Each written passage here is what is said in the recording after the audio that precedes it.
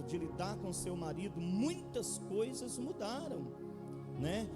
E na medida que as coisas mudaram, nós, se não cuidarmos, nós deixamos todos os argumentos espirituais e vamos só querer cuidar com os argumentos físicos desse bem tão precioso.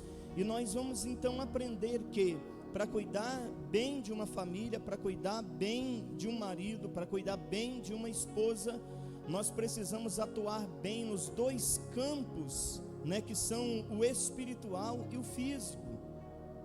Nós precisamos então ter esses cuidados para que nós não percamos esse bem tão precioso chamado família. Nós entendemos também, somos sabedores disso, que quando você sai para o trabalho, se você não estiver bem com a tua esposa em casa, ou se o teu filho estiver doente, você vai para o trabalho, esse dia vai ser um dia terrível para você, não é verdade? Porque a família é a base, é a célula máter de toda a sociedade. É de lá que sai o bom médico, é de lá que sai o bom professor, é de lá que sai o bom pastor, é do seio da família que sai o trabalhador, o homem de valor, o homem de caráter, mas é da família também que sai a pessoa errada. Sabia disso? É da família, é do seio da família que sai todo tipo de ser humano que você possa imaginar. Então nós precisamos ter todo zelo para que nós, como sacerdote, sacerdotisa, porque quando Deus foi formar uma família, Ele escolheu um homem e uma mulher, né, para formar uma família, e deu poder e autoridade, legalidade, para que essa família fosse bem cuidada por esse sacerdote, por essa sacerdotisa. Um dia desse eu falava aqui que Deus, por exemplo, os nossos filhos são herança do Senhor, né? Então herança que um dia o Senhor vai requerer de nós e vai nos perguntar o zelo que tivemos com a herança que Ele nos deu. Aleluia. Então você que tem filhos, entenda que o Senhor vai nos chamar um dia como pai, para saber qual foi o ensinamento que nós demos aos nossos filhos. Aleluia, glória a Deus. Então nós vamos ser chamados, porque foi-lhe dado esse poder, foi-lhe dado essa incumbência, né? E quando eu falo de família, eu vou falar de dois personagens preciosos que está inserido nessa família, que é o homem e a mulher. Quando nós lemos lá no capítulo de número 5, né? Eu falo sempre que esse versículo aqui as mulheres gostam de ouvir, né? Esse versículo que eu vou ler aqui, né? As mulheres gostam de ouvir porque traz uma incumbência sobre o marido, e vocês também estão cansados de ouvir eu falar sobre isso aqui. Mas a gente precisa sempre estar falando, e às vezes até ser repetitivo, né, nas nossas mensagens, porque nós conhecemos a igreja que pastoreamos, queridos. Nós como pastores conhecemos, ou temos o dever de conhecer cada ovelha que pastoreamos, e conhecendo cada ovelha que pastoreamos, tragamos sempre aqui uma comida que possa saciar a fome que cada uma está tendo, ou suprir com a palavra a necessidade de cada uma das nossas ovelhas, seja o casal, seja a família, ou enfim, segundo a tua necessidade. E o versículo 25 do capítulo 5 de Efésios, que o queridão vai colocar aqui, eu quero ler e quero aqui andar com vocês nesse texto, para que nós possamos trazer ou lembrar dos nossos compromissos e das nossas responsabilidades, que diz respeito ao nosso casamento ou ao nosso relacionamento conjugal. Todos nós aqui, aqueles que foram diante do padre, que foram diante do juiz de paz, ou que foi diante de um sacerdote, de um pastor, ele fez ali uma promessa quando ele foi casar, né, Douglas? Fez ou não fez? Você lembra delas, Douglas? Lembra, né? É difícil de esquecer, né, Jodir? Talvez é difícil praticar, mas esquecer não esquece, não é verdade? Então são perguntas que o juiz de paz nos fez, e que o sacerdote que ministrou o teu casamento lhe fez, e você confirmou, assumiu, Arício, lá no juiz de paz, um compromisso, né? Por isso que essa aliança está no dedo. Cadê a aliança? Está lá, né? Essa aliança é a confirmação. A aliança é um pacto que foi feito entre um homem e uma mulher, e lá você assumiu perante uma autoridade, e perante Deus aquela autoridade falou, né? Que você estava reunido ali diante daquela autoridade física e diante da autoridade espiritual, que você assumiria com essa mulher um dever, né? De cuidar dela. Está cuidando? Não precisa responder, Lenice.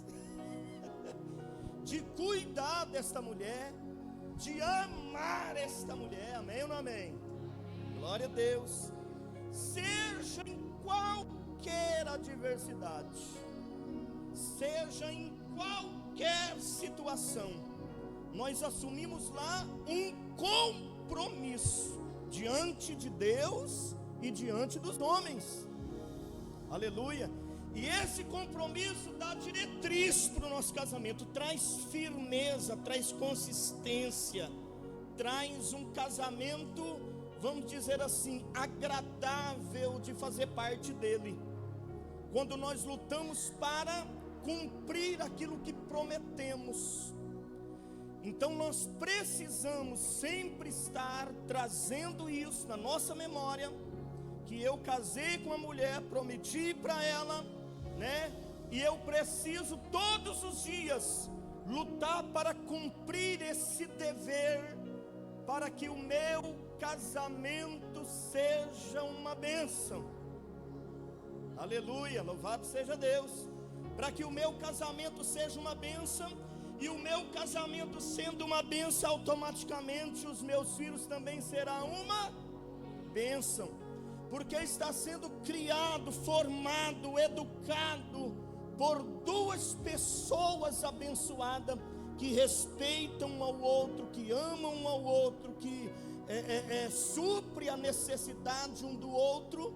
E assim os nossos filhos vão aprendendo, os filhos aprendendo com os pais, como ser um bom marido, como ser um marido que ama, que cuida, que zela, que é carinhoso, que é dedicado, que é protetor, que é provedor, que é sacerdote da casa, aleluia. Então os nossos filhos, por isso que a Bíblia diz que os pais precisam ensinar os filhos no caminho que deve eles andarem. Quer dizer, não é mostrar o caminho, é andar no caminho, para que o filho veja qual o caminho que eu estou andando.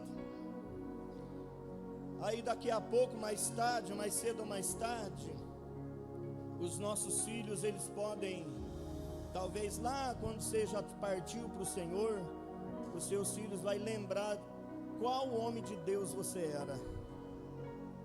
Seu filho vai poder testemunhar quem era você como homem de Deus, quem era você como mulher de Deus. Não, meu pai era um grande homem de Deus. Será que os nossos filhos vão falar de nós assim lá mais tarde? Glória a Deus.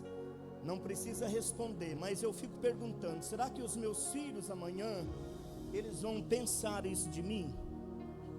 Aleluia. Será, Zuleide, que a sua filha ou suas filhas vai daqui a pouco dizer: minha mãe era uma grande mulher de Deus, aleluia, como foi um exemplo de mulher, como foi um exemplo de sacerdotisa. Eu quero ser igual à minha mãe, aleluia. Eu quero ser igual ao meu pai, um grande homem de Deus, além de ser um homem trabalhador, né? Além de ser um homem responsável, um homem educado, um homem respeitador com a sociedade, um homem honesto com seus negócios. Eu quero ser também um bom marido para minha esposa, como meu pai foi para minha mãe. Oh glória, amém, queridos? E é comprovado também que toda moça, se as moças que ainda não casaram aqui concordar comigo ou não, mas é comprovado que toda moça, toda menina, ela vai desenvolver um pensamento, aleluia, do marido que ela vai querer ter, baseado no seu pai. Ah, mas se o pai está sendo um crápula, talvez ela vai poder assim, poder pensar, eu nunca quero casar, porque homem igual meu pai eu não quero na minha vida. Ou então ela pode dizer, todos os homens são iguais, e não é. Pode ter algumas semelhanças, obrigado Leninha, mas iguais não são diferentes, por causa das atitudes que são diferentes. Então talvez a moça que é criada num cenário, num lar que é um cenário de guerra, que tem todas as informações de um pai, talvez que não dá um exemplo a ela, talvez um dia ela vai dizer que prefere ficar solteira, porque ela não teve um exemplo, ou não teve um modelo de esposa que ela gostaria de esposo que ela gostaria de ter para o seu casamento. Então, quando hoje eu vou falar mais com os homens, outro dia a pastora fala com as mulheres, tá bom? Tá bom, pastora? Glória a Deus, vocês que pensam, o chicote vai estralar para os dois lados, pode ter certeza. Brincadeira, querido, só para descontrair. Mas quando olhamos para o texto, isso aqui não é um pedido, Douglas. Quando a gente olha para a palavra, não é um pedido, é uma ordenança, é um mandamento. Todo mandamento, Hamilton, que nós deixamos de cumprir, nós sofremos algumas percas por isso. Toda lei que nós deixamos de cumprir, também Júlio, nós também receberemos alguma punição por isso. Eu sempre uso aqui, por exemplo, o radar, que essa cidade é cheio, né? E tem um radar lá de 40, se você passar 60, a cartinha de multa chega lá. É a punição que você não respeitou aquela lei. É uma lei municipal que precisa respeitar. Então veja bem, que assim também é as coisas de Deus. Elas não são diferentes. Ah, mas Deus vai me punir porque eu deixei. Não é Deus que vai punir. É eu que adquiro aquele mal por não obedecer. É igual, por exemplo, tem um fogo ali, eu sei que o fogo queima. Aí eu vou lá e taco o dedo no fogo. Eu sei que o fogo vai me causar algum transtorno, não é verdade? Então assim é toda lei. Então quando lemos aqui, Paulo escreve à igreja de Éfeso e escreve também à igreja Vida Nova em Jesus hoje, amém ou não amém? Aleluia. E diz assim, porque isso aqui também é uma carta doutrinária, é uma carta que põe a igreja no trilho. Eu costumo dizer que a Bíblia Sagrada, eu não posso viver corretamente sem ela. Eu não posso alcançar o céu, que é o meu limite, é o limite da igreja, sem ela. Porque ela me põe no trilho, ela não me deixa titubear. Quando eu penso em sair para a direita, ela me traz para a direção certa. Ela me põe em direção ao alvo outra vez. Então aqui Paulo está trazendo para nós uma questão muito pertinente para nós, que talvez a nossa igreja, ou a igreja dos últimos tempos, tem sofrido de uma coisa terrível, talvez por alguns quesitos simples que é deixado de lado, e a gente sofre com isso. Então quando a palavra está dizendo, vós marido amai as vossas mulheres, como também Cristo amou a igreja e a si mesmo se entregou por ela. Segura aí, querido, e deixa esse texto aqui. O casamento, ele é tão sério, Douglas, tão sério para nós, e Deus também levou tão sério, que está comparado a isso aqui, Jodir, que está comparado como a intimidade do homem para com Deus. Então aqui ele está dizendo que esse casamento, ele é tão digno de ser de atenção, ele é tão digno de atenção, que ele está comparando com esse feito extraordinário aqui, que foi a entrega de Jesus na cruz do Calvário, para nossa salvação e para nossa vitória.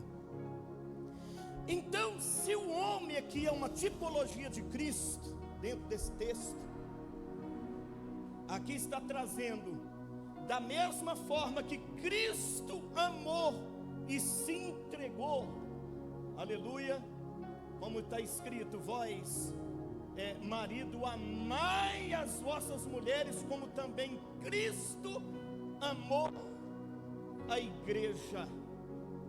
Quer dizer, que eu preciso dispensar um amor, como Cristo também dispensou para a igreja. Uma igreja com todo defeito, uma igreja cheia de pecado, né? Uma igreja que não estava nem aí para Deus, uma igreja que estava com as costas viradas para Deus, uma igreja que fazia o que queria, o que pensava e o que achava. Aí Deus falou assim: aleluia, eu vou amar esta igreja mesmo assim.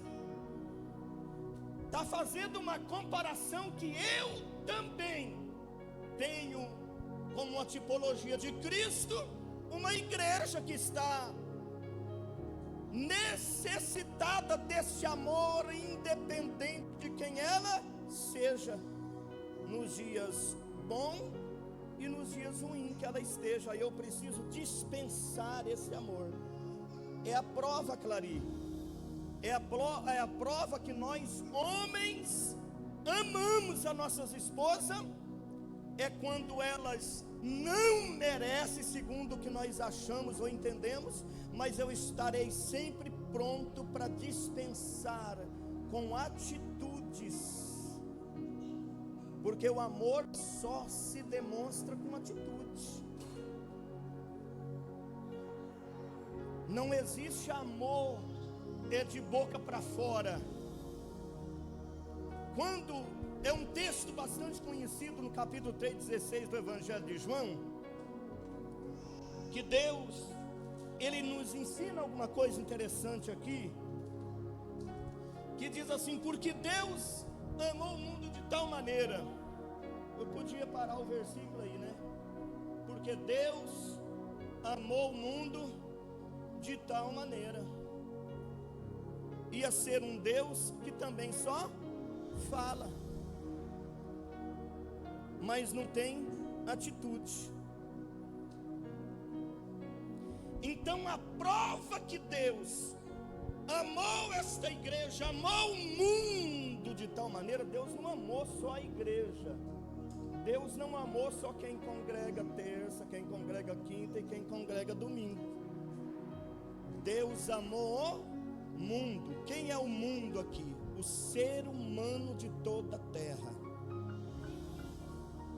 Amém, queridos? Deus amou.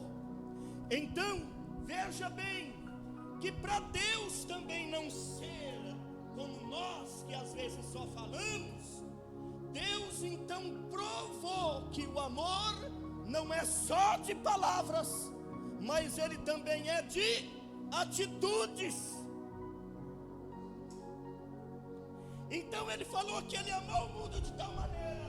Aí vem a atitude de Deus. Qual foi a atitude de Deus? Dar o que ele tinha de melhor para provar para você que ele te ama, e que ele pagou o preço maior que alguém poderia pagar para demonstrar isso por você, não importando quem você é. Ah, mas isso é suficiente para você ir para o céu? Não, não é não. Porque senão Deus amou o mundo de tal maneira, então tá bom, vamos tomar cachaça e vamos bagunçar o coreto. Podíamos pensar assim, mas o amor de Deus só não é suficiente para que eu seja salvo. Por isso que o próprio Jesus disse: olha, eu sou o caminho, sou a verdade e sou a vida, ninguém vem ao Pai senão por mim. Aleluia. Aquele que está em Cristo, nova criatura é, as coisas velhas já passaram e tudo se fez novo. E assim vai. Então Deus está aqui nos ensinando que não basta eu falar para minha esposa, aleluia, se eu não tiver atitude. E engraçado que Deus aqui, para provar o seu amor, a Bíblia fala que Ele deu o seu único filho. Ele deu o que Ele tinha de melhor. Então, quando eu digo para minha mulher que eu a amo, eu também vou dar a ela o que eu tenho de melhor. Ainda que ela não mereça. Porque tem hora que a gente pensa assim, não, merece não, ela merece. Uma pastora pregou esses dias, né? Não tem uns que matam na unha assim? Ele sabe aonde te pega, ele não sabe, sabe? Ele sabe aonde te irrita. Sabe, amor? Oh, sabe. E quando a gente descobre o que irrita, aí a gente, naquela hora, a gente pirracento. E é por isso que as mazelas começam a entrar no casamento. Porque a hora que eu devo dar o meu melhor, eu estou dando o meu pior. É como plantando uma sementezinha da discórdia no meu casamento. Aleluia. Então, veja bem, queridos, que às vezes nós pensamos assim, que nós amamos a pessoa que nós casamos, e de fato não é bem assim. Quando você casou com essa mulher que você hoje, lindona, que está aí do seu lado, você não casou amando ela, não. Você que pensa que você casou amando, você aprendeu a amar. Se você está até hoje com tantos anos que você está junto com ela e passou todas as adversidades, é porque você aprendeu a amar, doando para ela o que você tem de melhor. Você começou a aprender, você casou, aleluia, para aprender a amar. Você não casou amando, você aprendeu no decorrer. Então, o amor é um sentimento, né?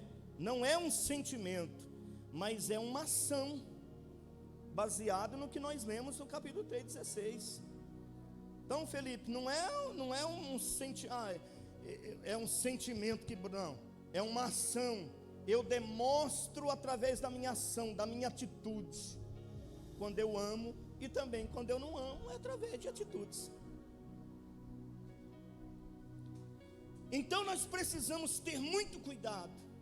Voltando no texto principal, aleluia,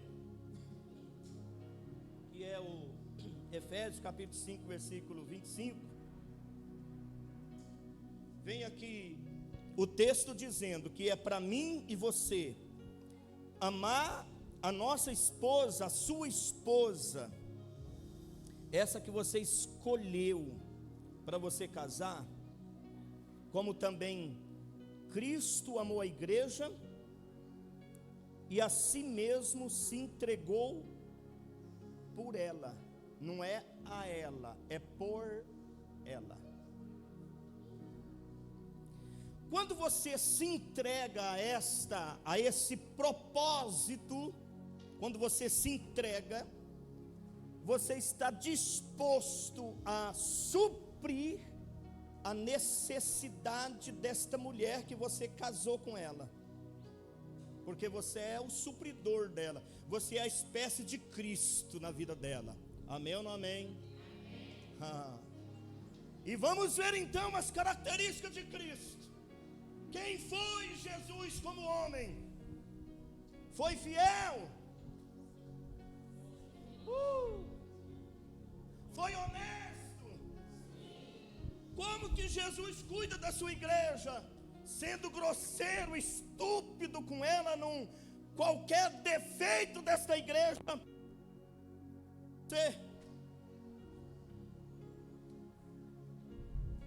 qualquer defeito, qualquer deslize desta igreja, Jesus está com o piranha na mão para ti. Também não. Então, quando nós olhamos para Cristo, nós enxergamos em Cristo um modelo de esposo para que eu possa ser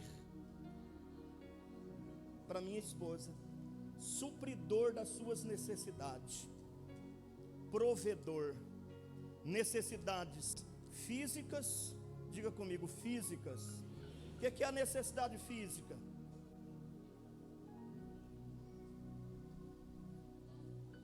Pagar as contas, comprar roupa nova, levar no salão, pagar uma manicure para ela.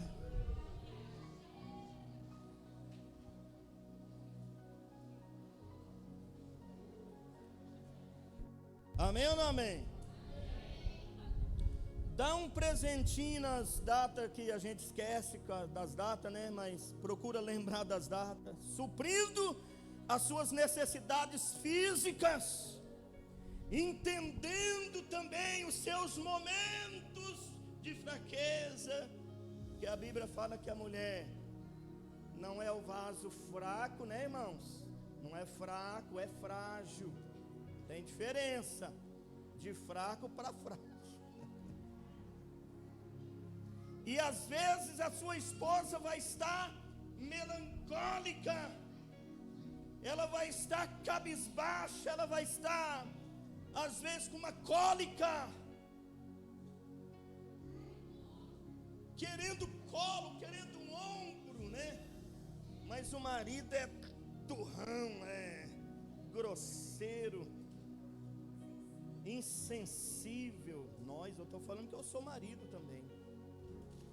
E sabe o que isso acontece, querido? É mínimas coisas, é coisas simples, mas o inimigo fica feliz, porque é comida para ele, é alimento para ele.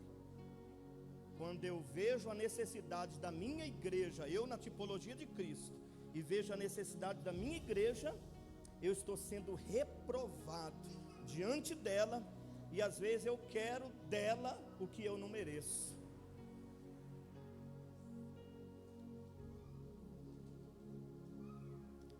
Então nós precisamos supri-la nos 3 âmbitos: no âmbito físico, emocional e espiritual. Esse é o mais forte, o espiritual. Porque quando eu estou bem espiritual, automaticamente eu vou bem no restante. Eu vou ser um marido mais maleável, eu vou entender melhor, né?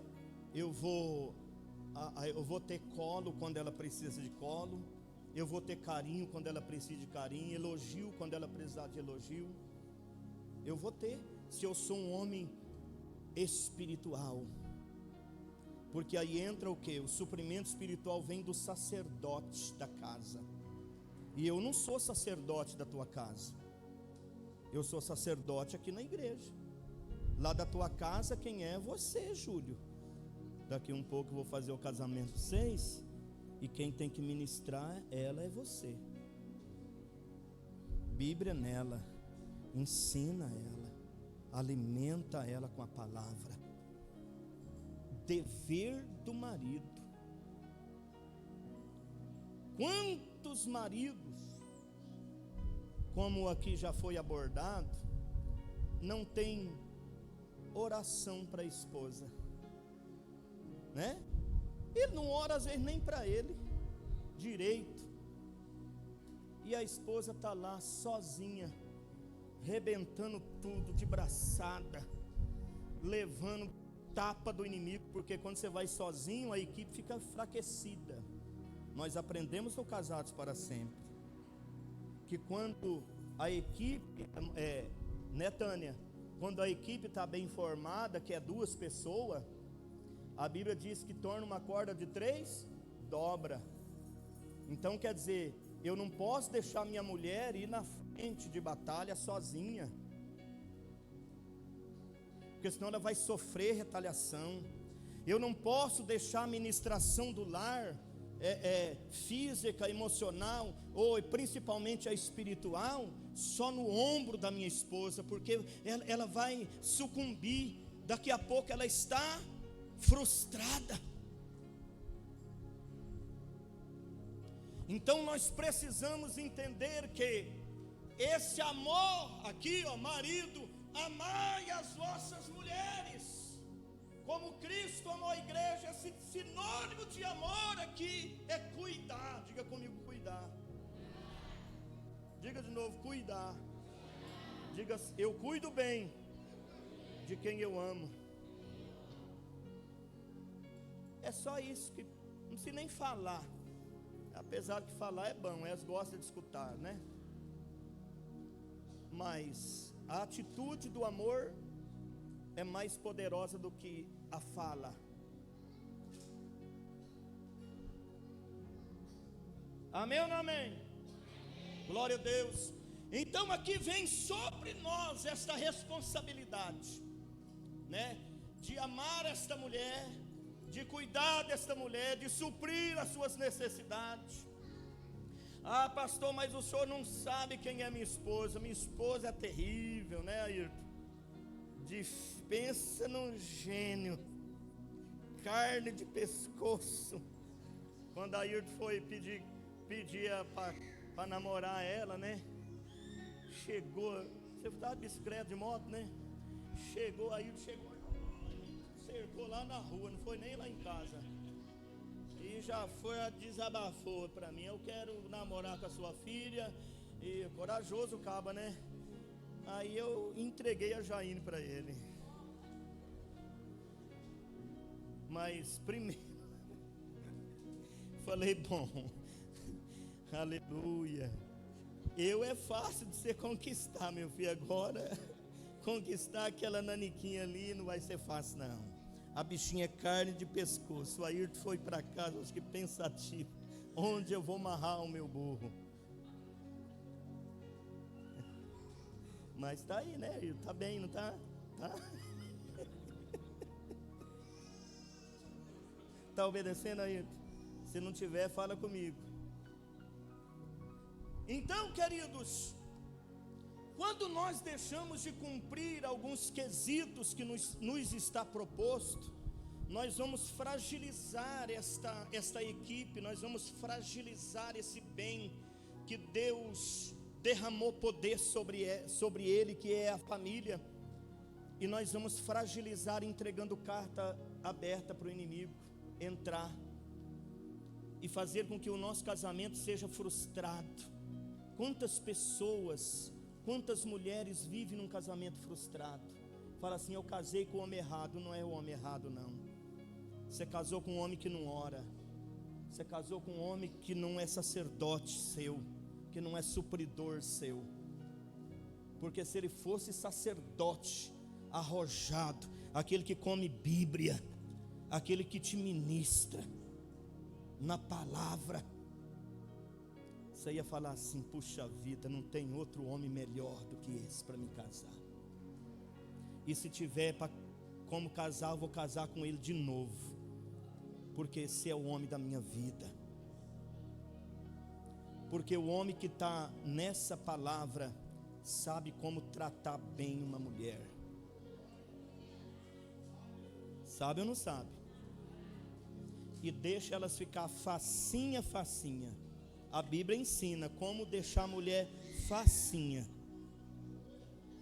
Sua mulher é uma encrenca, a falta está no ser, meu querido, não é nela, não. Hã? O qual? Para deixar facinho? Você está entendendo, querido? Então quer dizer, Se está alguma coisa, porque a Bíblia não dá para a mulher a autonomia do sacerdócio, mas dá para o homem. O sacerdócio é o que ministra, é o que cuida, é o que supre, é o que ensina, é o que protege, é o que pastoreia muitas vezes. Seja o pastor da tua casa, seja o pastor da tua esposa, seja o pastor dos teus filhos.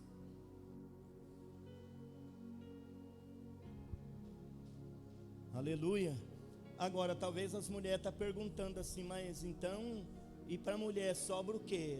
O sacerdócio também está sobre ela, porque a Bíblia diz que é um sacerdote e uma sacerdotisa.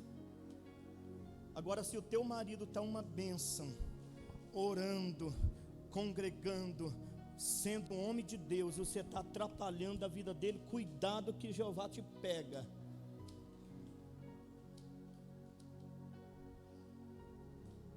No bom sentido, para trazer você para a linha, não é para matar você não.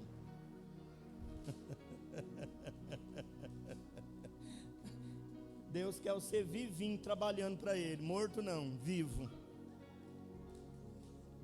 E também o marido, cuidado, não seja atrapalho no ministério da sua esposa não, né? Sua esposa vai pregar, faz um jejum por ela, dobra seu joelho, ministra sua esposa em oração, dá suporte para ela. É igual quando as irmãs aqui vai pregar, a primeira coisa que eles ligam para a gente: pastor, opa pastora, vou pregar em tal igreja, pastor.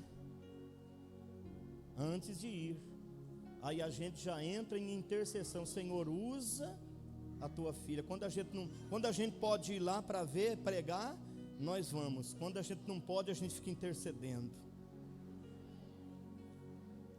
Esse é o papel do sacerdote na vida de alguém.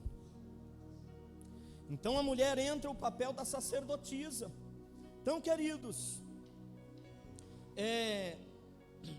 você sabe que o amor eu demonstro com um comprometimento, porque é o comprometimento que sustenta o amor que eu tenho pela minha esposa, é o comprometimento que eu tenho com ela, como um marido fiel, como um marido honesto, como um marido que a respeite, como um marido que a ministra,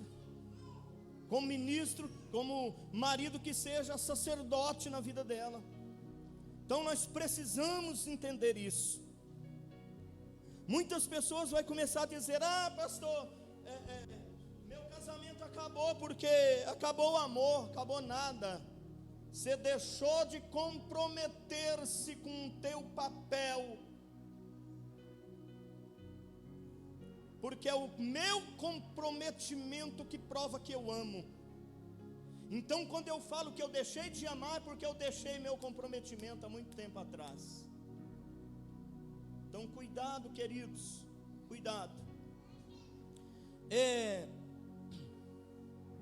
A forma que eu trato a minha esposa, a forma que nós marido tratamos a nossa esposa, Luiz e James, vai demonstrar o relacionamento que eu tenho com Deus. Sabia disso?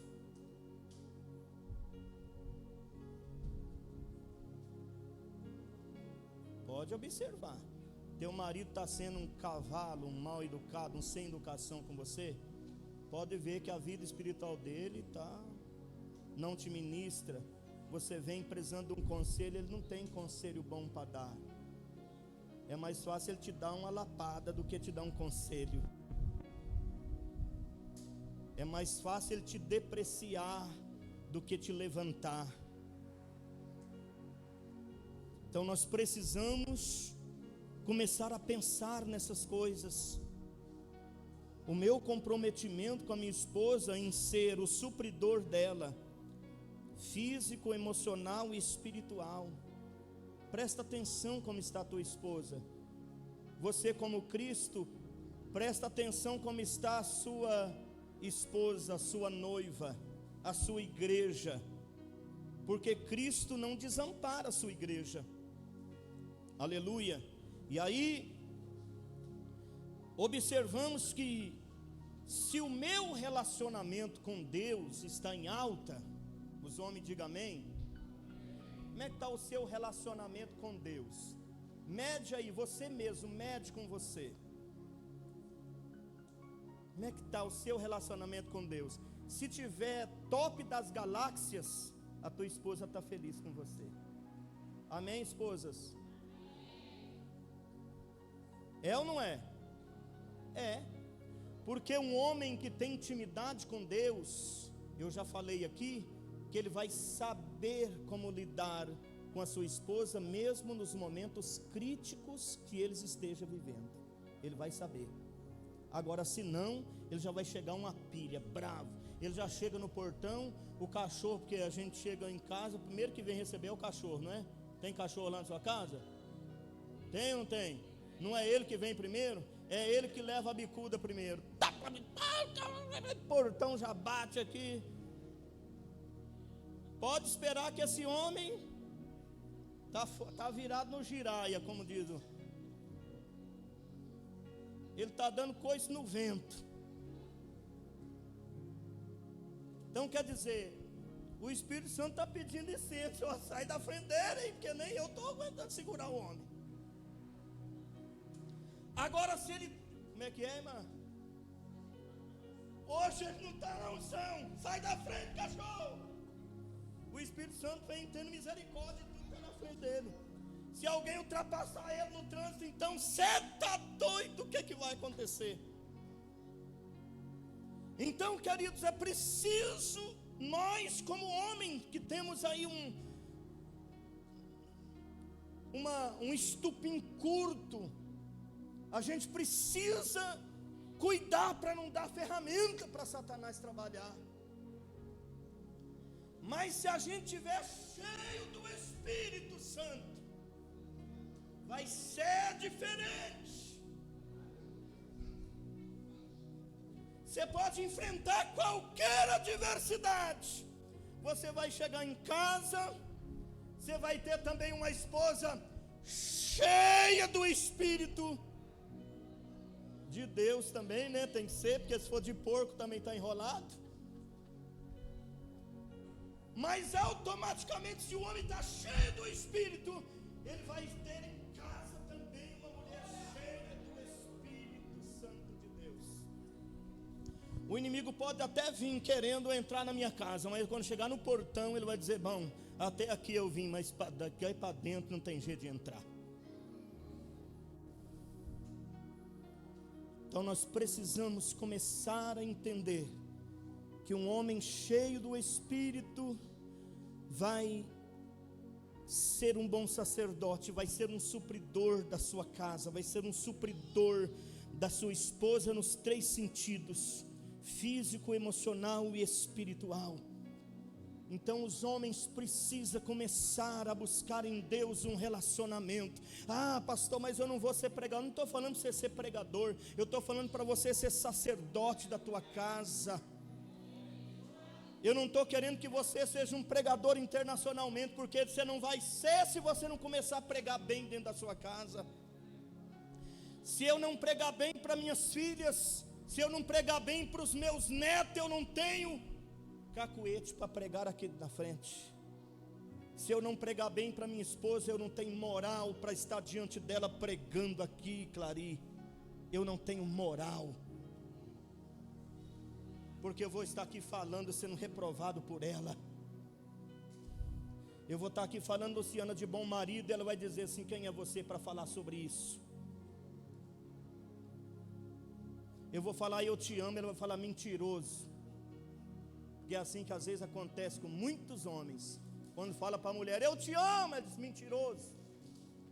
Só fala, mas atitudes não tem. Quem ama não judia, quem ama trata bem, quem ama cuida bem, quem ama respeita, quem ama zela, quem ama supre no âmbito natural, físico, emocional, espiritual. Oh glória, aleluia. Então precisamos entender que o sinônimo de amor é cuidar em todos os sentidos. Diga comigo, sinônimo de amor é cuidar. Diga em todos os sentidos. Olha para tua mulher, você pode falar eu te amo para ela? Ela não vai falar mentiroso, não?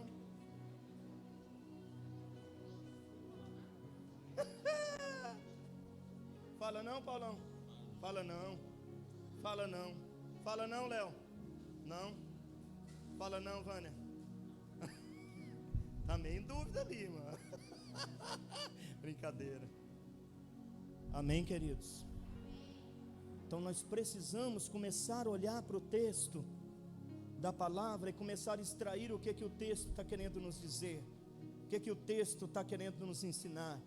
Então, para minha mulher, vai ter muito mais sentido eu mostrar com atitude do que eu falar todo dia, do que eu mandar uma mensagem embora, mandar uma mensagem no WhatsApp, porque a gente manda mensagem para todo mundo, mas a gente esquece de mandar para elas com uma palavra de carinho no ouvido, porque a Bíblia fala que a mulher é seduzida pelo que ouve, e às vezes o marido, irmã linda, precisa saber o que a mulher quer ouvir, ou gosta de ouvir. Já derrubei um menino aqui, meu Deus do céu. Está entendendo? Então tem hora que você tem que ir no ouvido dela, querido, né, irmã? Tem que ir no ouvido, Jean. Eu sempre falo aqui, pastor, que a minha esposa é prova disso. Em casa direto, senão, porque a gente fica 24 horas junto, né? Então, deu uma brecha, pelo menos o cheiro no cangote tem que dar. Aí a gente cheira no cangote para ver se arrepiou o braço.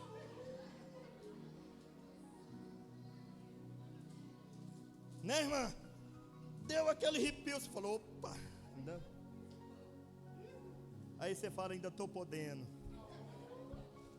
Então tem coisa que a mulher, ela precisa, ela necessita, ela é o vaso frágil, são nesses sentidos. Agora, às vezes nós maridos não tem mais palavra, quando namorava era uma coisa, né? Então quem está namorando, aproveita quando está namorando, porque depois que casa, muita coisa muda. Não muda, Japa? Muda. Muita coisa muda depois que casa, querido. O William disse que casou porque não aguentava mais ficar mais solteiro na igreja, porque crente solteiro é problema, Douglas. Aí casou para ter o que ele mais queria. E é engano nosso, ou enganação. Todo dia 5 de cada mês, 30 dias esperando, porque é todo dia 5, quando cai na conta o pagamento. Eita glória! E quando o marido está desempregado, né? E não está caindo na conta. Aí é 60, 90, aí estica. Ai, Jesus querido, tem misericórdia de nós. Então, às vezes, nós precisamos, querido, assim como Jesus quer ter uma intimidade com a igreja, assim nós, casais, precisamos buscar, ativar essa intimidade que faz parte de um casamento duradouro e feliz.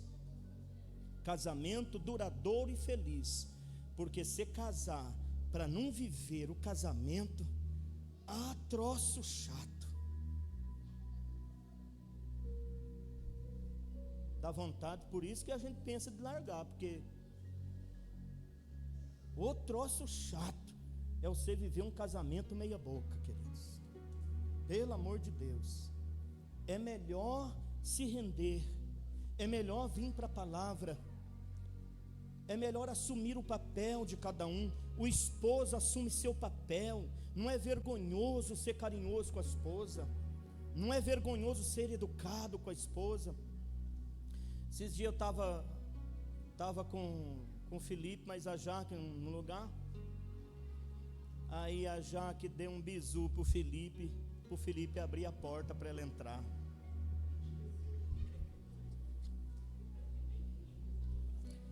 falei, se acostumar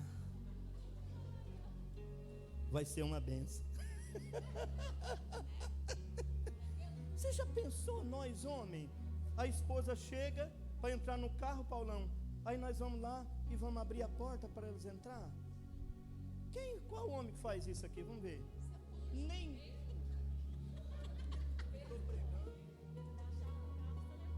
Dá chaves, vai, mulher.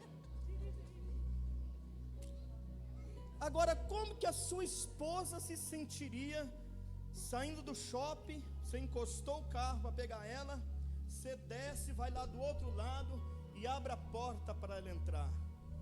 Como ela se sentiria? Hã? Uma princesa. O que você ia ter à noite? Uma princesa dormindo com você. Não ia ter uma cobra dormindo com você de noite. Uma geringonça que virou para lá e acabou. Não adianta encostar não, que vai receber coice. Não é assim? É assim. E a gente deixa de fazer, deixa de plantar, deixa de semear, mas quer colher. Aí só vai ter que colher no terreno alheio, né? E se colher no terreno alheio, a 12 bota lá, ó, pá, só esperando. Amém, queridos? Meu Deus, eu tenho tanta coisa para falar e para fazer. Ah, Jesus, vamos embora cantar um louvor. Não deu nem para concluir. Assunto tão maravilhoso, tão bom. Nós precisamos